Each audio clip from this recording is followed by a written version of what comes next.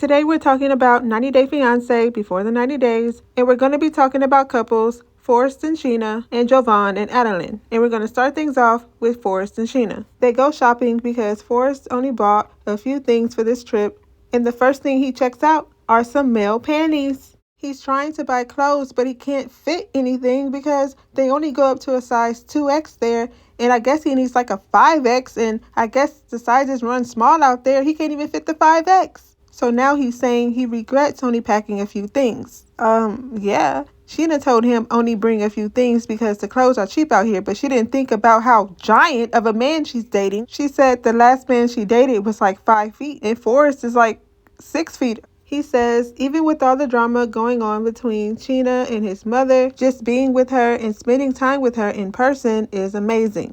Despite all the drama, being with Sheena every day is amazing. It's just something I've been wanting my entire life.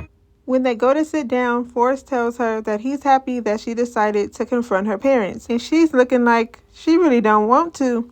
The big issue next is to meet up with your parents and confront them about the money issues and everything.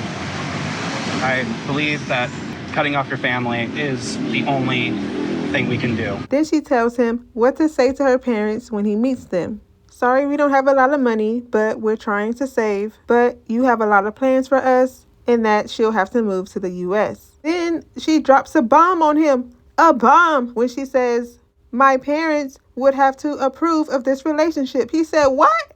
You never told me that before. So Forrest is like, after everything I heard about these people, I don't think I need their blessing at all for nothing. After everything I've heard about them, I don't believe that I need their blessing at all.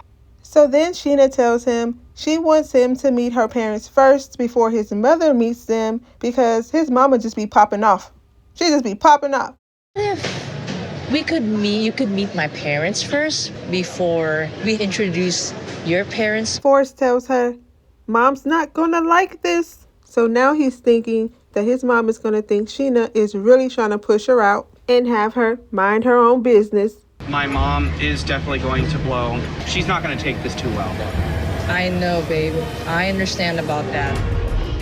She already doesn't trust Sheena, and I believe that this is just going to make things worse, and I'm scared. So now Sheena and Forrest are in the car with his parents, and while they're driving around, Sheena says, I think this is the place where they have a lot of strip clubs. Then there go Forrest's mom talking about, we gonna have to check this out. We gonna have to come back over here. So this is the area where there's a lot of street clubs. That's something we're gonna have to do, you guys. I don't need to see that. All I need is my Sheen. And why she talking about we? Girl, who? I can't even imagine going to the strip club with my mom. What the fuck? So after Forrest says, all I need is my Sheen, she says, Forrest, it's not about replacing her. It's about observing other things. I don't like women, but the human body is beautiful. Molly is weird. What's wrong with Molly? Then Dev goes, I used to go to the strip club a lot when I was working construction. They had the best burgers up in there. So when Sheena is telling them the history of the city, Molly goes, I love history because history tends to repeat itself. You kind of already know what's going to happen from your mistakes from the first time. And she thinks she's slick over there talking about Sheena. You have to learn from history because history repeats itself. Forrest is not looking forward to telling his mom that she can't go meet Sheena's parents with them.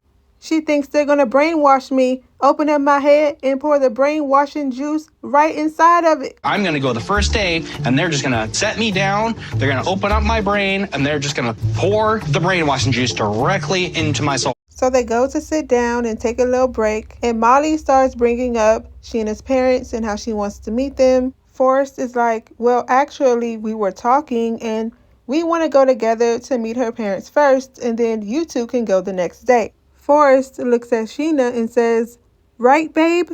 Don't leave me hanging. It would be best if Forrest wanted to meet my family first so they could have a better understanding.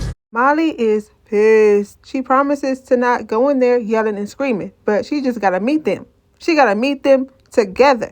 Forrest is like, Mom, please. You know you about to go up in there acting a fool. I'm an adult. Treat me like an adult. I'm an adult. You need to treat me like an adult. I'm not a child anymore. She's like, Well, I don't trust Sheena, and now I don't trust you. She goes on to say Forrest would do anything for Sheena. He would sacrifice himself for Sheena.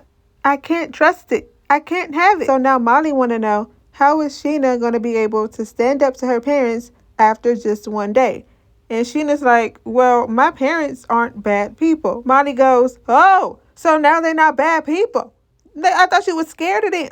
Now, how is it all of a sudden under one day you can miraculously change and stand up to your parents? Well, my family isn't the bad people. Now the story changes again. So now I'm confused because she was just saying she's afraid of her parents. So now she brave?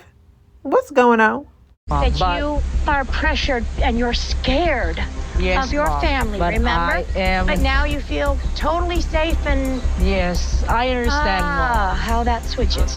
So Molly is like, this the girl that just keep on lying. Her story has always been she's afraid of her parents. They don't treat her right. They mistreat her, blah, blah, blah. But now she's not afraid to confront them about how they've been treating her. It's not adding up. The math not mathing. But Forrest defends Sheena and says it's hard to think bad of your parents. Molly says, my problem with her is that she's a liar. That's when Molly says, this whole thing is probably a scam. Sheena probably in on it too. Once she said that, Sheena got defensive. I love my man. Stop, don't. I don't do that. I love my person. I love your son. Molly is afraid that Forrest would do anything to keep Sheena, and then in the end, it would turn out to all be a lie. Forrest is like, you're proving my point. It's just one day, and you're acting a fool. Molly says the reason why she blows up all the time is because she wants to protect him. But now he acting like she the problem, and she don't want to be anybody's problem. So finally, she's like, they're going to have you snookered. Snookered. Good luck, guys. Good luck. They're going to have you snookered before you even realize it. For you guys want your life, you want your thing. Mom, go handle we're it now. not trying to hurt you. Producers asked Sheena, how did she think the conversation went? Did she get what she wanted? Why is she over there looking suspicious? Did you get what you wanted? Yes, it's for the best that she's not coming. Why is she smiling like that? Did she smile like that on purpose? Is Molly right? Imagine? Or are the producers just trying to trick us and have it seem like Sheena is the bad person here? What's going on? Moving on to Jovan and Annalyn. While Jovan is in the car with his two brothers, he's in there breathing hard, taking deep breaths. And they're like, why are you taking deep breaths for? He said, I'm just trying to get comfortable. His brother in the back seat says, the only time you're going to be comfortable is when you're asleep. Then we go to the Philippines with Annalyn, and she says she went to school for communication because she likes to talk a lot. She said she had to quit her job because her and Jovan are on two completely different time zones. But he sends her $400 to $500 a month, so she good. Tomorrow, she's finally going to meet up with Jovan and they're going to have their honeymoon. Tomorrow morning, I'm traveling to Bicol to meet Jovan and finally have our honeymoon. She tells her mom she's excited to meet Jovan, but she's nervous. And her mom's like, well, yeah, it's been like 6 years, right? Your whole world revolves around him. You just be sitting around waiting for his calls. You couldn't do your work properly. You don't spend time with your friends no more. I know you guys had a disagreement recently. Y'all okay now? Because remember, Jovan was over there talking to some woman that he used to have feelings for. That he's been talking to this woman that he used to have feelings for. I feel like he still doesn't understand why it feels like a betrayal to me. But at the same time, Jovan and I have some problems that are way, way worse than this. Now, just what bigger problems could it be? Her mom tells her she gets irritated too fast, and Jovan is too dominant. He likes to be in control. She says Jovan keeps telling her that she changed, but really, he the one that changed because he started watching podcasts about being masculine. So now Jovan wants her to change completely who she is. They teach the man to find women that's soft, feminine, and submissive. Suddenly, you have this idea in your head that I should be like this as a woman. What the hell? We were not like this before. He's trying to change me to a person that I'm not. She said he just wants her to agree and be quiet, but she will not stand for that. She not built like that, period. Because what the hell do he think this is? She said her biggest fear is when Jovan gets there, they won't be able to get along. Her mom said, I just hope after all these years, this relationship goes somewhere. So they're both nervous to meet each other, and they finally do at the airport, and they look so cute together.